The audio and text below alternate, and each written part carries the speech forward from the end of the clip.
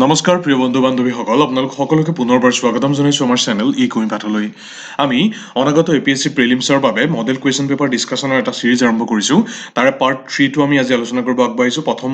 দুটা পাৰ্টত ইতিমধ্যে আমি কুৱেশ্যন নম্বৰ 20লৈকে আলোচনা কৰিছিলোঁ। আজি কুৱেশ্যন নম্বৰ 21ৰ পৰা 30লৈকে পাৰ্টিকুলাৰ সেই 10টা প্ৰশ্ন এই ভিডিঅ'টোত আলোচনা কৰিম। তাৰ এডিশ্যনেল ফেক্টছ আৰু ফেক্সুৱেল যিখিনি ডিছকাশ্যন সেইখিনিও আমি আগবঢ়াম। আপোনালোকে স্ক্ৰীনৰ ৰাইট ছাইডত আমাৰ এই অনলাইন প্লেটফৰ্মটোৰ বিষয়ে দেখিছে। যদি গুগল চাৰ্চ কৰে তেতিয়াহ'লে এই ধৰণে দেখা পাব। আপোনালোকক অনুৰোধ জনাইছোঁ যাতে আপোনালোকে ৰিভিউ কৰে আমাৰ প্লেটফৰ্মটো, অনেষ্ট ৰিভিউ আপোনালোকৰ প্ৰদান কৰে, আৰু লগতে তলৰ ফালে যদি চায় তেতিয়াহ'লে আমাৰ ৱেবছাইটৰ লিংকটো আপোনালোকে দেখিছে। চ' ৱেবছাইটটো ভিজিট কৰিবৰ কাৰণেও আপোনালোকক অনুৰোধ জনালোঁ। তাত আমি যিসমূহ ভিডিঅ' কণ্টেণ্ট হিচাপে আগবঢ়াওঁ তাৰ PDF সমূহ উপলব্ধ হয়। চ' আমাৰ ভিডিঅ'টো আমি চেনেলত আপলোড কৰাৰ ঠিক 24 ঘণ্টাৰ ভিতৰত আমি আমাৰ PDF সমূহো ৱেবছাইটত উপলব্ধ কৰোঁ। গতিকে আপোনালোকে তাৰ পৰা পোনপটীয়াভাৱে ডাউনলোড কৰিব পাৰিব। গতিকে পলম নকৰি মূল বিষয়বস্তুলৈ প্ৰৱেশ কৰিব লওক। প্ৰথমতে চাওঁ কুৱেশ্যন নম্বৰ 21। ইয়াত হেভি ৱাটাৰ আৰু হাৰ্ড ৱাটাৰ এই দুটা বিষয়ত তিনিটা ষ্টেটমেণ্ট ৰাখিছে। চ' প্ৰথমটোত কৈছে যে যদিও হেভি ৱাটাৰ আৰু হাৰ্ড ৱাটাৰ দুইটাৰ মলিকুলাৰ কম্পজিশ্যন একেই হয়, কিন্তু সিহঁতৰ মিনাৰেল কম্পজিশ্যনত ডিফাৰেঞ্চ থাকে। ছেকেণ্ডটোত কৈছে যে হেভি ৱাটাৰ হৈছে ৰেডিঅ' এক্টিভ আৰু হাৰ্ড ৱাটাৰ নহয়। আৰু থাৰ্ডটোত কৈছে যে হাৰ্ড ৱাটাৰক আমি মডাৰেটৰ হিচাপে নিউক্লিয়াৰ ৰিয়েক্টৰ প্লেণ্টত ব্যৱহাৰ কৰিব পাৰোঁ। চ' এইকেইটা কোনকেইটা ষ্টেটমেণ্ট কাৰেক্ট সেইটো আমি ইয়াত আলোচনা কৰিলে গম পাম। প্ৰথমতে আমি নোটটো চাই লওঁ। চ' ইয়াত হাৰ্ড ৱাটাৰ বুলি যেতিয়া কোৱা হয়, চ' হাৰ্ডটো কি কাৰণে হয় সেইটো ইয়াত কৈছোঁ আমি প্ৰথমতে, যে কেলছিয়াম আৰু মেগনেছিয়াম চল্টসমূহে যেতিয়া হাইড্ৰজেন কাৰ্বনেট বা ক্লৰাইড বা ছালফেট এনেকুৱা ফৰ্মত যেতিয়া পানীত মিহলি হৈ থাকে, তেতিয়া তেনেকুৱা পানীক হাৰ্ড ৱাটাৰ বুলি কোৱা হয়। এতিয়া হাৰ্ড ৱাটাৰৰ খুব এটা ইউনিক কেৰেক্টাৰিষ্টিক হৈছে it does not give letter with soap. অৰ্থাৎ এই লেটাৰ মানে হৈছে বেচিকেলি যেতিয়া আমি পানীত চাবোন মিহলি কৰোঁ তেতিয়া যিটো ফ'ম সদৃশ যিটো কম্পজিশ্যন সৃষ্টি হয়, কিছুমান ফেন যে ওলায়, সেই ফেনটো লেটাৰ বুলি কোৱা হয়। এতিয়া হাৰ্ড ৱাটাৰৰ লগত যেতিয়া চ'পে ৰিয়েকশ্যন কৰে তেতিয়া সেই লেটাৰৰ ফৰ্মেশ্যন ইন জেনেৰেল দেখা পোৱা নাযায়। আনহাতে যেতিয়া এই কেলছিয়াম আৰু মেগনেছিয়াম চলিবল চল্ট পানীত নাথাকে তেতিয়া তেনে পানীক ছফ্ট ৱাটাৰ বুলি কোৱা হয়, আৰু সেই ছফ্ট ৱাটাৰে চ'পৰ সৈতে সহজে লেটাৰ প্ৰডিউচ কৰে। এতিয়া হেভি ৱাটাৰ মানে কি? হেভি ৱাটাৰৰ কম্পজিশ্যনটো হৈছে D2O। এতিয়া এই D2Oটোক এক্সটেন্সিভলি এটা নিউক্লিয়াৰ ৰিয়েক্টৰত মডাৰেটৰ হিচাপে ব্যৱহাৰ কৰা হয়। গতিকে এটা ষ্টেটমেণ্ট এইটো আছিল, এইটো শুদ্ধ। And in exchange reactions for the study of reaction mechanism. Now it can be prepared by exhaustive electrolysis of water or as a by product in some fertiliser industry. So' ইয়াত কেনেকৈ সেইটো produce কৰিব পাৰি আমি ইয়াত উল্লেখ কৰি দিছোঁ। এতিয়া হেভি ৱাটাৰ যদিও নিউক্লিয়াৰ ৰিয়েক্টৰত মডাৰেটৰ হিচাপে ব্যৱহাৰ হয়, কিন্তু তাৰ নেচাৰটো সেইটো ৰেডিঅ' এক্টিভ নহয়, কিয়নো যিটো ডি ইয়াত ব্যৱহাৰ কৰা হয় অৰ্থাৎ ডিউটেৰিয়াম সেইটোৰ যথেষ্ট ষ্টেবল হয়। গতিকে ই ৰেডিঅ' এক্টিভ নেচাৰ প্ৰদৰ্শন নকৰে। চ' সেই কম্পজিশ্যনটো যদি দুইটা এনালাইচিছ কৰিব যত্ন কৰোঁ তেতিয়াহ'লে হেভি ৱাটাৰত বেচিকেলি ডিউটেৰিয়াম থাকে। ইন জেনেৰেল ৱাটাৰৰ কেমিকেল কম্পজিশ্যনটো হৈছে H2O, কিন্তু হেভি ৱাটাৰৰ ক্ষেত্ৰত ই প্ৰায়ে D2O হিচাপে থাকে বা HDO, অৰ্থাৎ হাইড্ৰজেন দুইটাই ৰিপ্লেচ হৈ ডিউটেৰিয়াম হিচাপে থাকিব পাৰে, বা হাইড্ৰজেন আৰু ডিউটেৰিয়াম এটা এটাকৈ এটম তাত প্ৰেজেণ্ট থাকিব পাৰে। চ' এই D2O বা HDO এই দুইটা কম্পজিশ্যনে হেভি ৱাটাৰ হয়, আৰু ই কি কৰে? It contains both hydrogen atom and deuterium atoms forming the water molecule. গতিকে এইটো হৈছে হেভি ৱাটাৰ কম্পজিশ্যন। আৰু হাৰ্ড ৱাটাৰৰ ক্ষেত্ৰত মলিকুলাৰ লেভেলত হাৰ্ড ৱাটাৰ আৰু নৰ্মেল ৱাটাৰ দুইটাৰ মলিকুলাৰ কম্পজিশ্যনটো একেই হয়, H2O হয়। চ' ইয়াৰ চিম্পল ডিফাৰেঞ্চটো কি?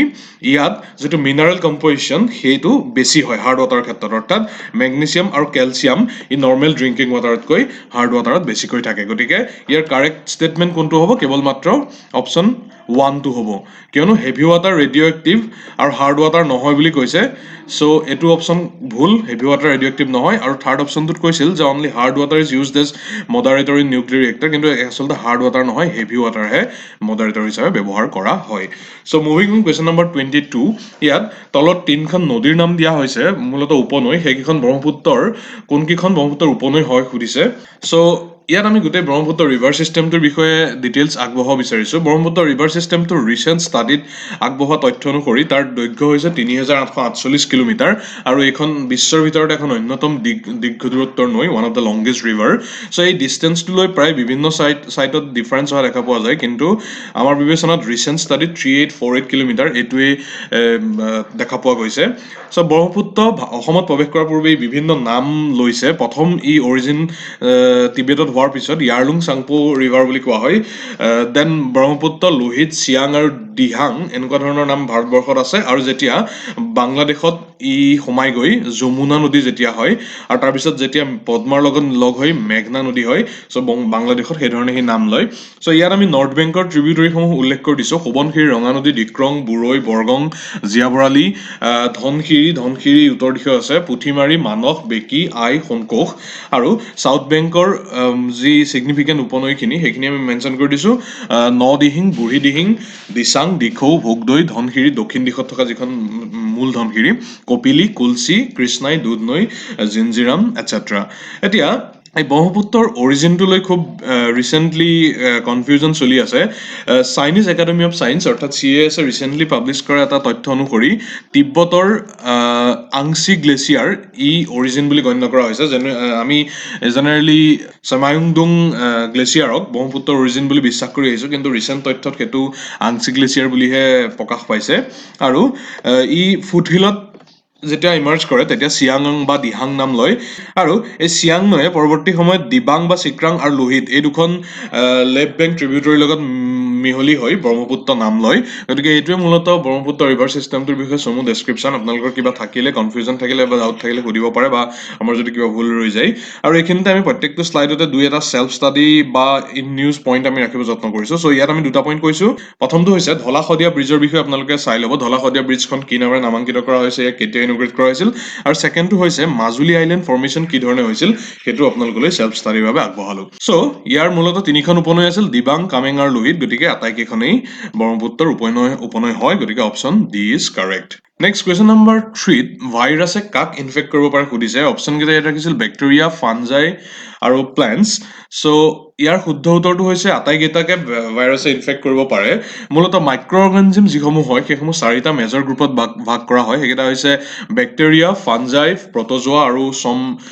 আৰু কিছুমান এলজি এতিয়া ভাইৰাছ যিবোৰ হয় সেইবোৰ মাইক্ৰস্কপিক লেভেলৰ হয় আৰু সিহঁতি হোষ্ট অৰ্গেনিজিমৰ চেলতহে সিহঁতি ৰিপ্ৰডিউচ কৰিব পাৰে আৰু তেনেকুৱা হোষ্ট অৰ্গেনিজিমসমূহ বেক্টেৰিয়া হ'ব পাৰে প্লেণ্ট বা এনিমেল হ'ব পাৰে এতিয়া ভাইৰাছৰ ফলত সৃষ্টি হোৱা কিছুমান ডেডলি ডিজিজৰ বিষয়ে আমি উল্লেখ কৰি দিছোঁ কমন কোল্ড যিটো হয় ইনফ্লুৱেঞ্জা ফ্লু পলিঅ' চিকেন পক্স চাৰ্চ কভিড-2 মাৰ্চ এইটো হৈছে এটা ৰেছপাইৰেটৰী ডিজিজ মিডল ইষ্ট ৰেছপাইৰেটৰী চিণ্ড্ৰম জাতীয় দেন এইডছ আৰু চাৰ্ভিকেল কেঞ্চাৰ এনেকুৱা ধৰণৰ ডিজিজসমূহ ভাইৰাছৰ পৰা হয় বৰ্তমান ভাইৰাছৰ পৰা খুব চৰ্চাত COVID-19 আছে চ' বেক্টেৰিয়াৰ পৰা হোৱা ডিজিজ কিছুমান ইয়াত উল্লেখ কৰি দিছোঁ সেইকেইটা হৈছে TB cholera typhoid leprosy syphilis anthrax etcetera আৰু প্ৰটজোৱাৰ পৰা হ'ব পৰা ডিজিজ হৈছে ডিচেণ্ট্ৰি মেলেৰিয়া এটচেট্ৰা এতিয়া এইখিনিতে আপোনালোকলৈ চেল্ফ ষ্টাডি পইণ্ট তিনিটা ৰাখিছোঁ এইকেইটা হৈছে COVID-19 কি ধৰণে বিয়পিছিল সেই বিষয়ে আপোনালোকে চাব পাৰে তাৰপিছত COVID-19ৰ এগেইনষ্টত বৰ্তমান ভেকচিনেশ্যন ড্ৰাইভ চলি আছে চ' ভেকচিনেশ্যন কি ধৰণে হয় আৰু লগতে ভেকচিন হেজিটেঞ্চি এই পাৰ্টিকুলাৰ টাৰ্মিনলজিটোৰ অৰ্থ কি সেইটো আপোনালোকে চাব পাৰে নেক্সট কুৱেশ্যন নম্বৰ 24ত কেবিনেট ফৰ্ম অফ গভৰ্ণমেণ্টৰ বিষয়ে চাৰিটা ষ্টেটমেণ্ট ৰখা হৈছে তাৰ ভিতৰত কাৰেক্ট যিটো অপশ্যন যিটোৱে সেই কেবিনেট ফৰ্ম অফ গভৰ্ণমেণ্টৰ আণ্ডাৰলাইন প্ৰিন্সিপলটো পৰ্ট্ৰে কৰে সেইটো উলিয়াব দিছে চ' ইয়াত যিটো ষ্টেটমেণ্টে কেবিনেট ফৰ্ম অফ গভৰ্ণমেণ্টক কাৰেক্টলি পৰ্ট্ৰে কৰে সেইটো অপশ্যন চি বুলি উল্লেখ কৰা হৈছে অপশ্যন চিত কৈছে যে a mechanism of parliamentary democracy for ensuring collective responsibility of the government to the people এতিয়া কালেক্টিভ ৰেছপঞ্চিবিলিটি এই টাৰ্মটোৰ অৰ্থ কি সেইটো যদি আমি চাব যত্ন কৰোঁ তেতিয়াহ'লে আৰ্টিকল 75(3)(a) ভাৰতীয় সংবিধানৰ সি কৈছে যে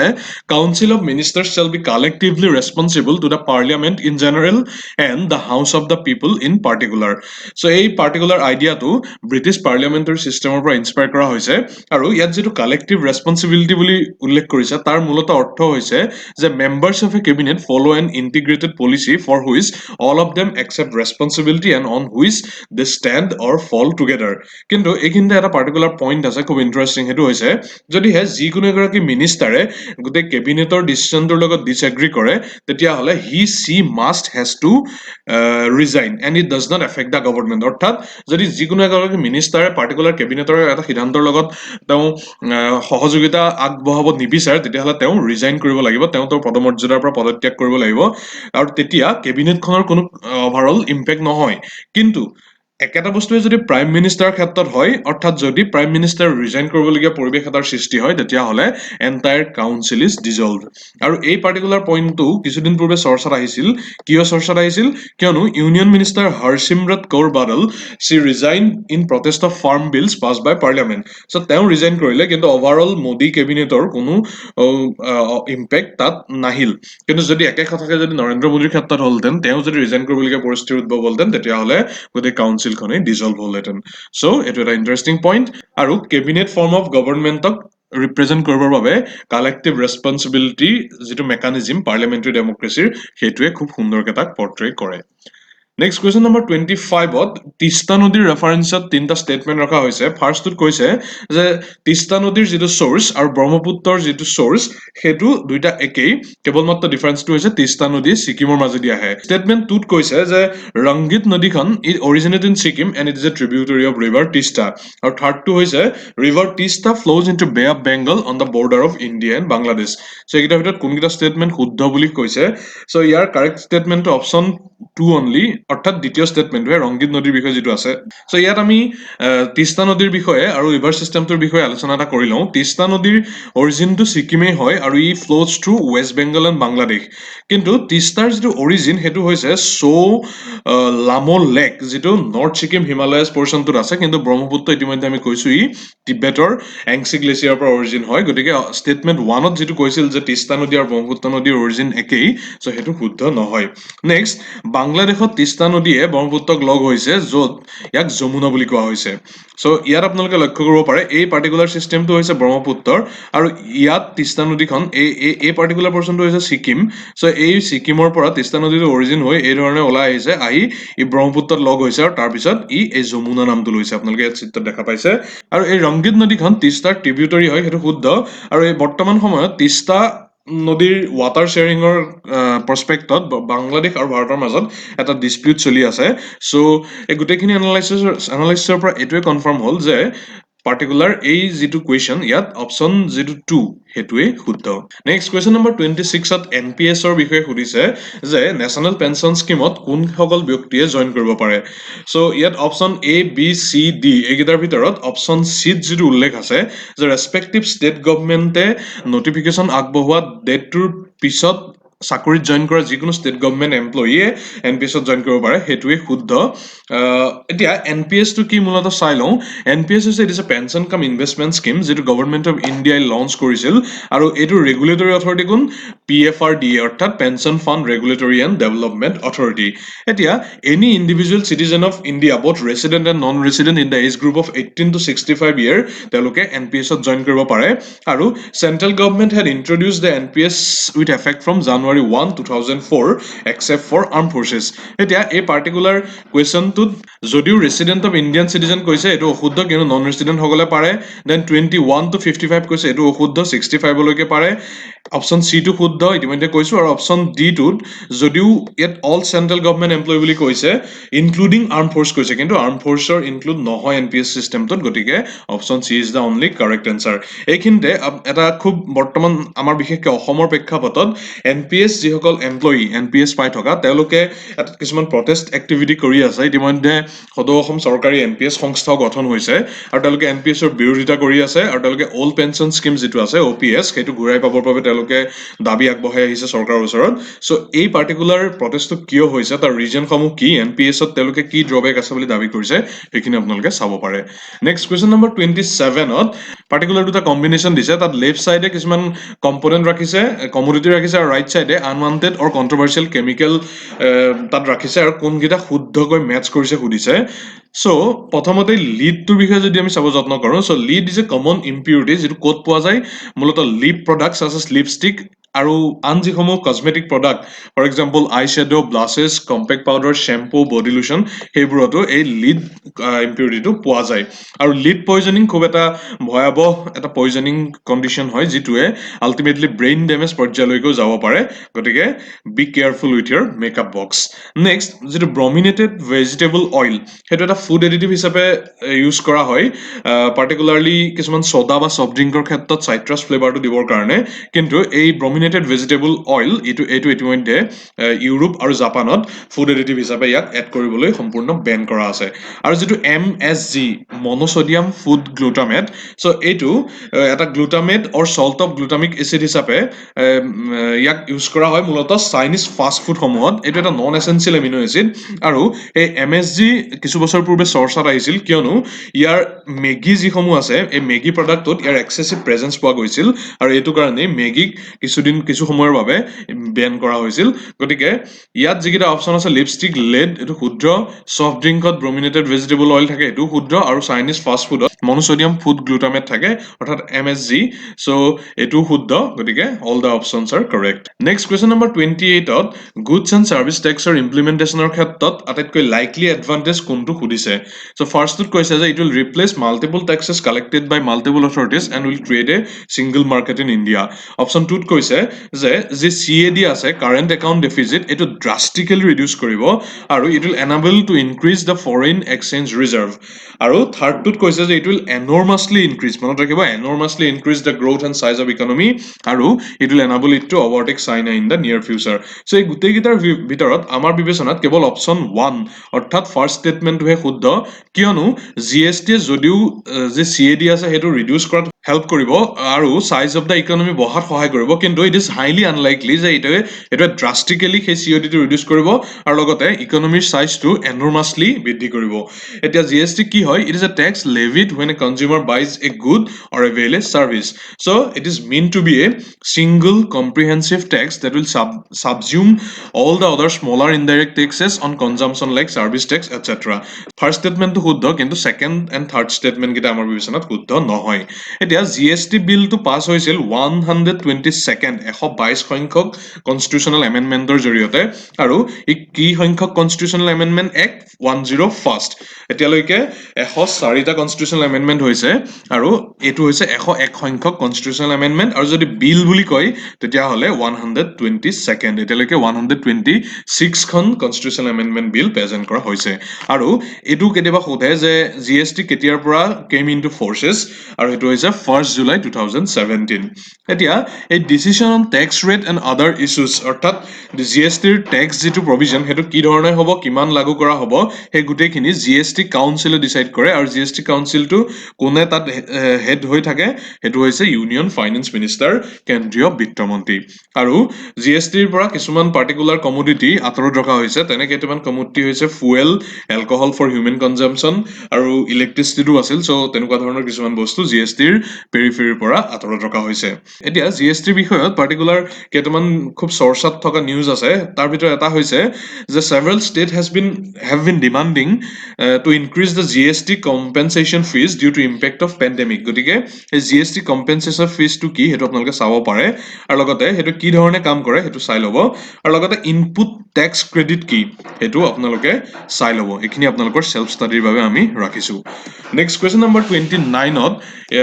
কেইটামান statement দিছে first one is the election commission of India is a 5-member body second is Union Ministry of Home Affairs decides the election schedule for the conduct of both general election and by-election and third one is election commission resolved the dispute relating to splits merges of recognized political parties so একিটাৰ ভিতৰত কোনকিটা correct সুধিছে so option D third to হে কেৱল মাত্ৰ শুদ্ধ কিয় হেইটো আমি নোটটো এনালাইসিছত গম পাম so election commission of India এটো হৈছে এটা কনষ্টিটিউচনেল অথৰিটি যেটো ইউনিয়ন আৰু ষ্টেট ইলেকশ্যন প্ৰসেছবোৰ কণ্ডাক্ট কৰিবৰ কাৰণে এডমিনিষ্ট্ৰেট কৰিবৰ কাৰণে ৰেসপন্সিবল বডি হয় এতিয়া ই মূলতঃ Lok Sabha Rajya Sabha state legislative assembly in India আৰু office of president and vice president in the country এই ইলেকশ্যন সমূহ ই কণ্ডাক্ট কৰে আৰু আৰ্টিকল 324 ৰ পৰা 329 লৈ এই পাৰ্টিকুলাৰ প্ৰভিধানখিনিয়ে power function tenure eligibility of the commission আৰু নাম্বাৰ এই গোটেইখিনি বস্তু ডিল কৰে লগতে এই কমিশনখন কনসিষ্ট হৈ থাকে চিফ ইলেকশ্যন কমিশনাৰ আৰু তেওঁৰ লগত দুজন ইলেকশ্যন কমিশনাৰ থাকে অৰ্থাৎ টোটাল নাম্বাৰ অফ মেম্বাৰ্স কিমান হয় 3 মেম্বাৰ সো ফাৰ্ষ্ট ষ্টেটমেন্টত 5 মেম্বাৰ্ড বডি বুলি কৈছিল হেটো incorrect actually it is a 3 membered body আৰু most important function of the commission is to decide the election schedule so second ষ্টেটমেন্টত কি কৈছিল যে ইলেকশ্যন স্কেডিউলটো কোনে ডিসাইড কৰে ইয়াত কৈছিল ইউনিয়ন মিনিষ্ট্ৰি অফ হোম এফেয়াৰ্সে ডিসাইড কৰে কিন্তু আসলতে হেটো ডিসাইড কৰে ইলেকশ্যন কমিশনে সো সেকেন্ড ষ্টেটমেন্টটো অশুদ্ধ আৰু for splits in registered but unrecognized party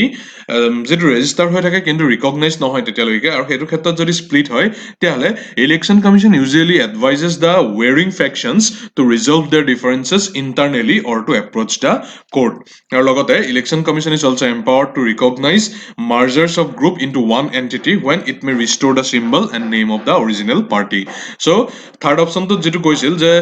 split বা মাৰ্জৰ ক্ষেত্ৰত ৰিকগনাইজ পলিটিকেল পাৰ্টিৰ স্প্লিট বা মাৰ্জৰ ক্ষেত্ৰত যি ডিস্পিউট হয় সেইটো ৰিজল্ভ কৰিবৰ বাবে ইলেকশ্যন কমিশ্যনৰ ৰোল প্লে কৰিব পাৰে so' that is the only correct statement among the three আৰু আজিৰ এই কুৱেশ্যন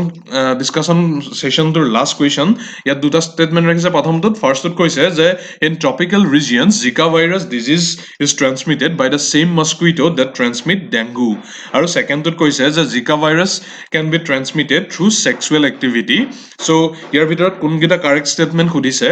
চ' দুইটাই শুদ্ধ হয় কিয়নো জিকা ভাইৰাছ এইটো মূলতঃ